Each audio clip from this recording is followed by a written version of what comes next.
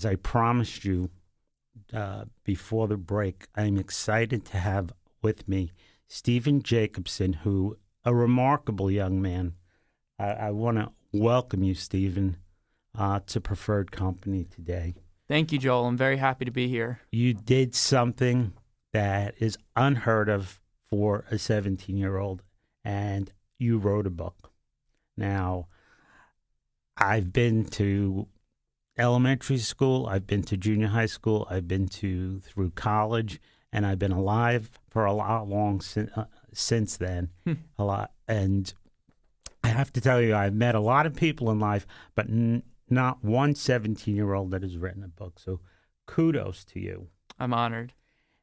And the book is called One Last Season. Yes. And if you want to tell our preferred listeners what it's about, I would love for them to hear. Of course. So the book is about an aging Major League Baseball catcher. His name is Fred Duvall. He plays for the San Diego Padres baseball club of the National League.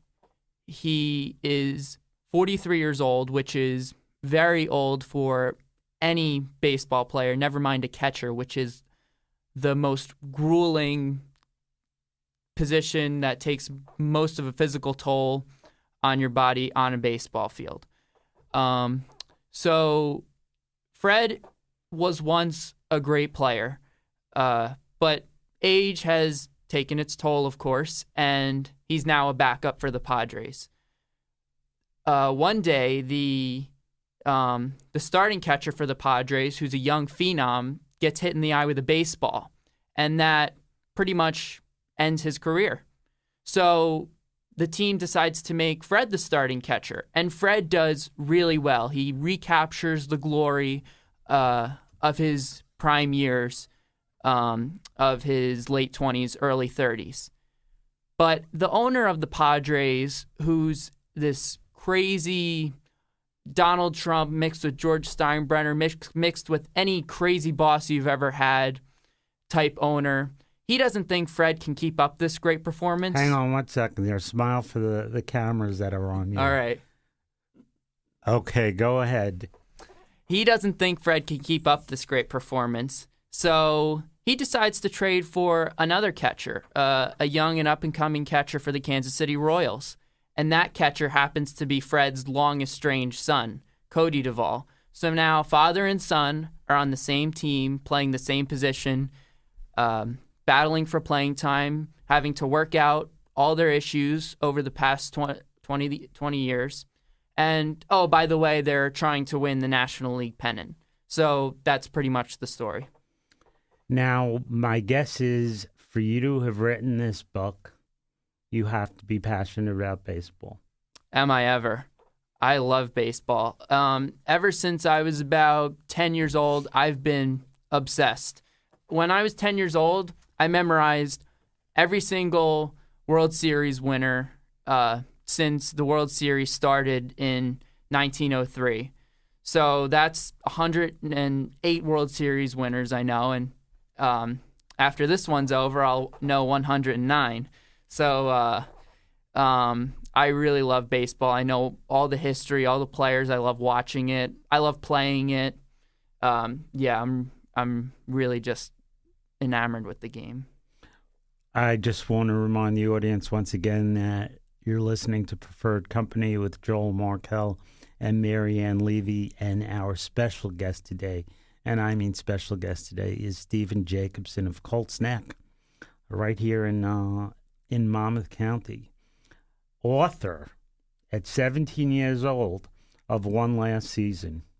And Steven, I want to ask you how old you were when you started to write the book.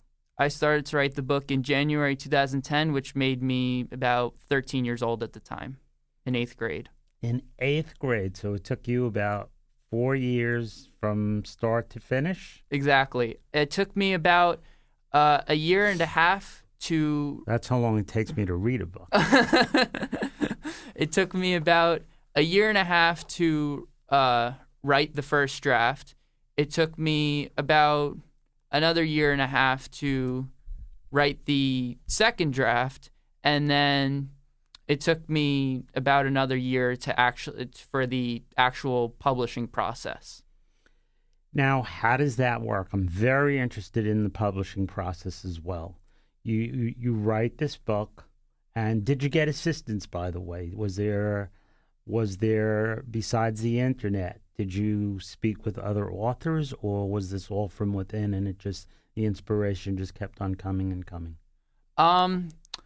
Well, for writing the book, yes, pretty much. The only teachers I really had were the great baseball books I read when I was a kid. I loved books by author Dan Gutman, and I liked the book The Art of Fielding by Chad Harbach, and books by Mike Lupica, the writer for the New York Daily News sports writer. When it came to publishing the book, I actually talked to a family friend who had self-published before, which is what I did, and he gave me guidance on how to go about self-publishing it, and once it was self-published, how to get the word out about it. He suggested once I self-publish it, I self-publish through CreateSpace, which is the publishing division of Amazon.com, that I send it to baseball players and baseball writers, which is what I did, and I got some good feedback from them. Now, once again, I'm speaking with Steven Jacobson, author, at the age of 17 of one last season, a book about an aging baseball player. Now, where did that come from?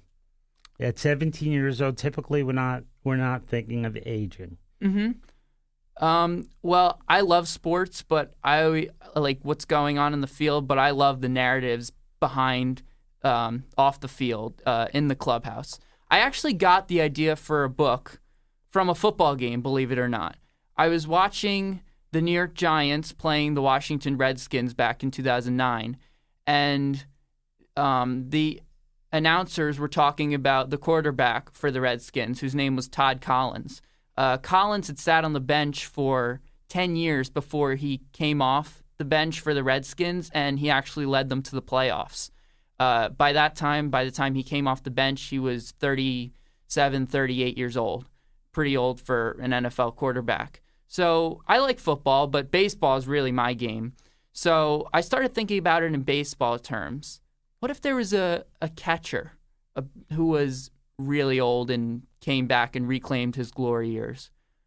What if there was a catcher who was so old that he could conceivably have a son who was playing Major League Baseball at the same time?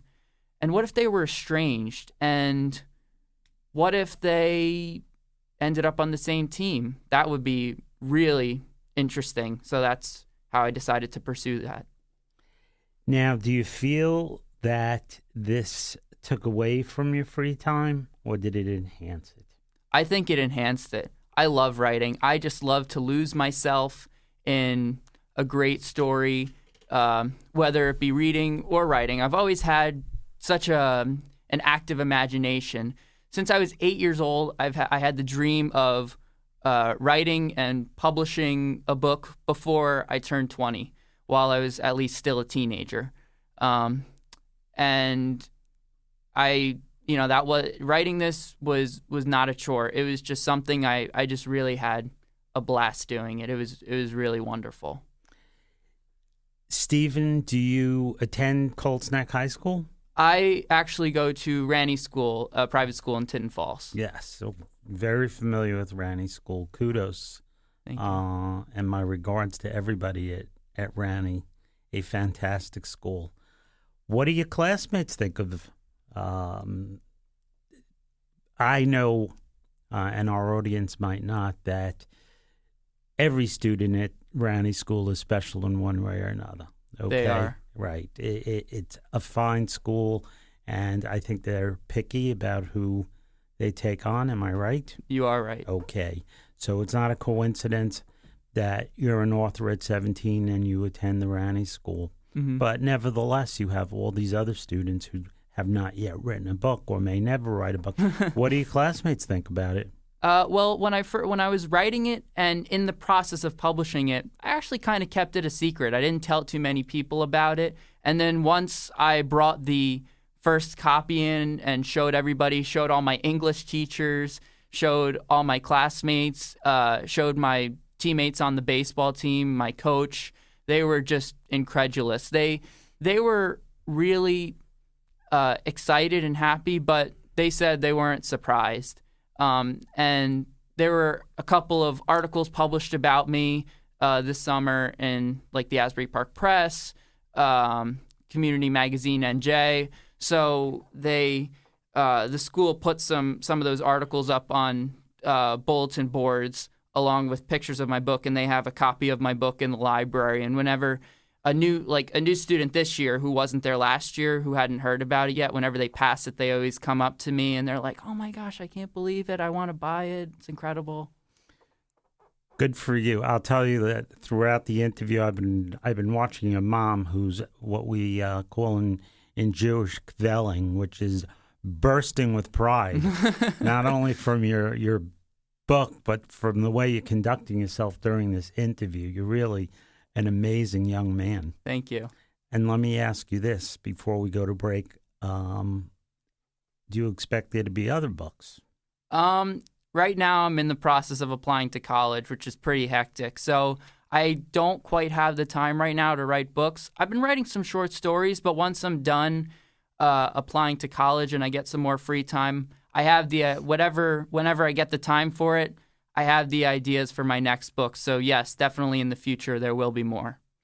Now, before we go to break, and I wish you well, I want you to tell our audience how they can get copies of One Last Season. You can get One Last Season on Amazon.com. You can get it on BarnesandNoble.com, or you can go to Barnes and Noble, and they don't have it in stock there, but you can ask for it, and they'll order it for you, and have it there when it comes. Or you can get it on BooksAMillion.com and do the same thing at a Books A Million store. Lots of outlets like that. You can also get it digitally on the Amazon Kindle.